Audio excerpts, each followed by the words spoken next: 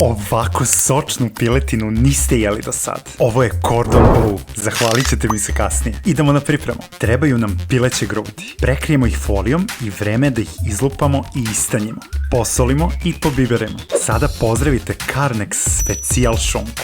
Bez laktoze, veštačkih boja i sa vrlo malo masti. Stavimo je preko piletine, zatim ide list sira i još jedan list šunke. Sada pažljivo srolamo i zatvorimo sa svih strana. A za najbolji rezultat obmotamo folijom, još jednom srolamo, zavežemo i spremno je za hlađenje.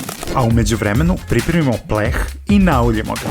Ok, piletina se ohladila i spremna je da ide u brašno, lepo je obložimo sa svih strana, zatim ide u jaja i za kraj u prezle. Dobro uvaljamo i obezbedimo sa svih strana. Ide u pleh, po želji naprskamo uljem u spreju i ide u revnu 35 minuta na 220 stepeni. Pečena je. Ostavimo da se malo prohladi, da vidimo presek. Savršeno. Prelijemo prelepim senf sosom i uživamo. Prijatno!